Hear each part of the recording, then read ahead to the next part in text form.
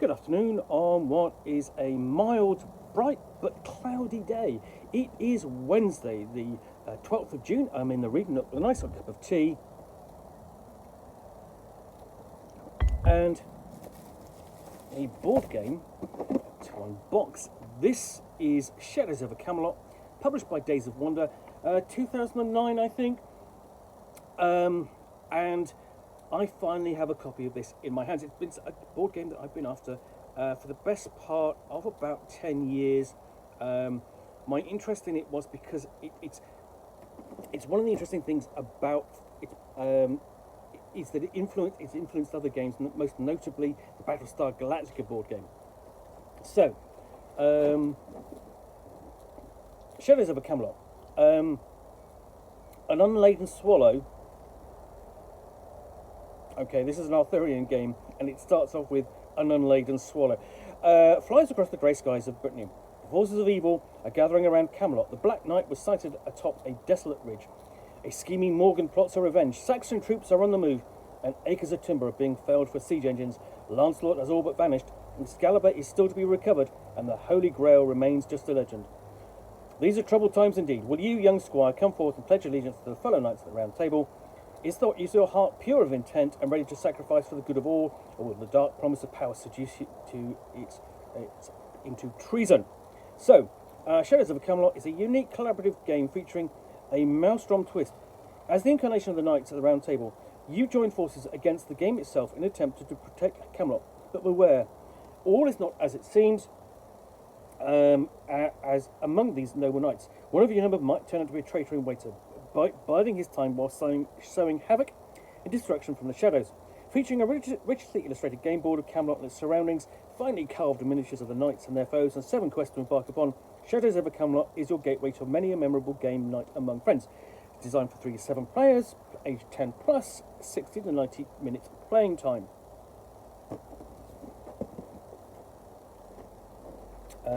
It's got a fantastic cover, the kind of style that you recognise from Days of Wonder, and especially the Ticket to Ride series. So let's find out what is inside. And this is what we've got. I'm not going to hold that up. So what we have is we've got these character cards for the different roles.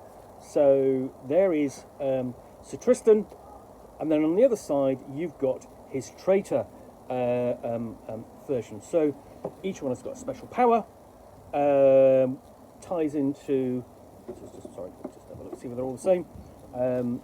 Basically what he gets when he has essentially Excalibur, Holy Grail and Lancelot's armour, and then you've got the game turn, how the game is played, so you've got a good reference there. And then on the back, reveal yourself, what happens when you are revealed to be the traitor, how that changes, and what your game turn consists of. And it does it for the various 7 knights. So, Sir Tristan, Sir Percival, Sir Kay, Sir Galahad. Hopefully there are going to be some more of these, because that's just 4. Otherwise, okay,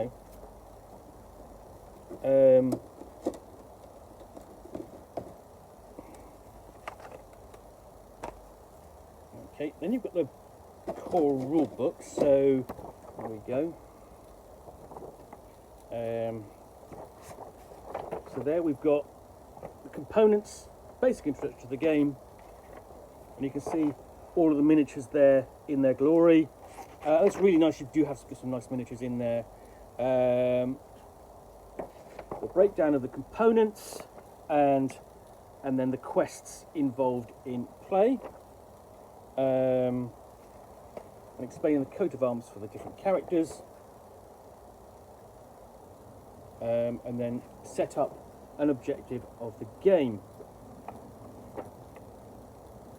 So how to begin the game, including recommendations for first time play, and then what you do on the game. So your turn order, an overview, you've also got a quick word on collaborating, because when this came out, board games were adversarial. They weren't generally collaborative. There weren't very many collaborative role-playing games or board games out there at the time. Anyway, so also we need to track the progression of evil. and players, of course, characters, they can take heroic actions, and there are heroic actions specific to each quest.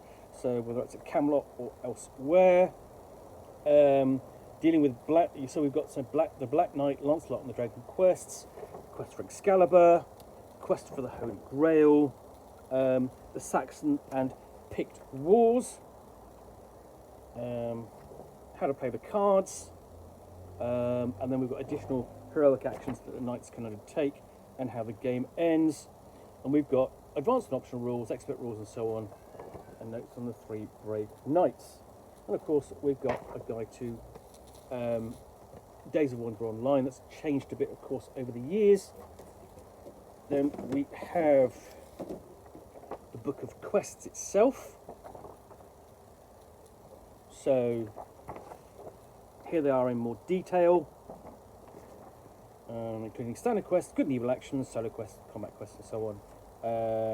Handling victory and defeat. So we've got the tournament against the Black Knight, the quest for Sir Lancelot, the Dragon's Quest, and each of these is basically got an object of the quest, progression of evil, heroic action, win-loss conditions, spoils of victory, consequences of defeat. So there we go, I'll show you those. And then similarly, quest for Excalibur, quest for the Holy Grail, the Pictish and Saxon Wars, and Camelot. And the Round Table, essentially where you're handling sieges and the like. Victory in Camelot and sudden defeat in Camelot, that can happen. And then we've got Appendix 1, Knights and the Traitor, how that happens, who they are, so on, who they can be. Cards manifest, an explanation of all the cards in the game. We've got card trackers, so that goes together. Oh, let's just have a look. So that'd be, yeah, like that. And on the back we've got that. We've got 2 of those. Go together. We've got some more of these, thankfully. So we've got King Arthur, and he could be a traitor as well. Sir Palomides, and Sir Gawain. So you've got the 7 characters you can play all together. One of the boards, basically, I think it's for different, different quests. So you've got the boards for the different quests, and so that one's going to be like presumably for Lancelot. You've got the Dragon quest, sort of Black Knight facing off against. Then we've got the full board itself. So you've got a board and sub-boards. So that's a little bit, yeah, okay. So there we go. That's the full board. So you've got Camelot there, Round Table, different locations.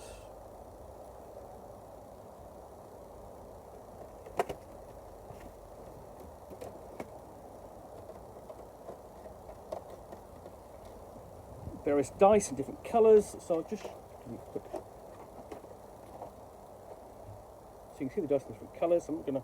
Then we've got cards and the different swords, which are basically markers to represent progress throughout the game. Different cards.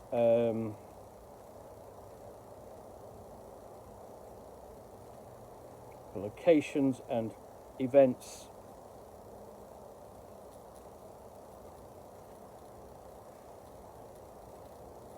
And this is definitely a game you basically try, especially if you're a fan of something like, say, Battlestar Galactica, other games with traitors, the Arthurian legend, also, say, the Pendragon role-playing game. Because this does sort of like this nicely distills kind of the whole Arthurian legend down into a session which you can play, you know, basically in 90 minutes. If you get a chance to play the role-playing game, I thoroughly recommend it, of course. And it's a great role-playing game, and it's just, you know, a new edition as I'm actually doing an unboxing of this. What else we've got? So there we've got the traitor cutler, the loyalty card. So yes, you're loyal. No, you're a traitor. And you've got different cards for the different missions, different quests. Fighting the Saxons, facing the Black Knight, crossing over to the Mists of Avalon, and so on. So there's all those cards as well.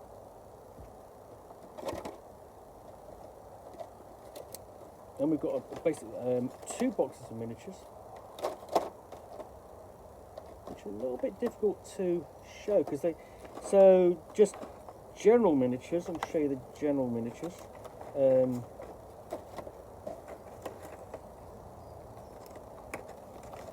So to represent the Picts and Saxons attacking, and then the little siege engines. So you've got several of those, and they come in their own tray like that. And then you've got the individual knights as well. And then things like the objects to obtain, like the Grail and Excalibur. So they actually come in their individual little tray, which is always great. Really easy for packing and storage. So I am thoroughly pleased to have finally got myself a copy of this. Don't know when I'll get a chance to play it, of course, but I'm going to try. And essentially, as I said, if you're really interested in the history of board games, this one is one of the first kind of board games to introduce a traitor mechanic. Before this, yes, you did have Werewolf and its like, but to really take it and theme it around something as big and as classic as Camelot and the Arthurian legend, this really makes it stand out. Finally glad to have a copy of this. Anyway, I hope you enjoyed this unboxing of the Nook. If you did, then please do click on the like button down below. And of course, if you've got any comments or feedback, I do appreciate you taking the time to post those. And lastly, if you want to be able to get more unboxings of the Nook, where you'll see me out here, typically with a box containing a book or game or a role-playing supplement, but in this case an actual board game, which I said I will unbox and chat about to the best extent of my knowledge for roughly 10 minutes or so, all of course accompanied by a nice hot cup of tea. Then please do click on the subscribe button down below. Hopefully one day I may well get a hold of a copy of the supplement to this Merlin's Company, but that's very expensive in comparison to this. In the meantime, thanks again for watching another unboxing of the Nook. I will be back again soon with another one. Bye for now.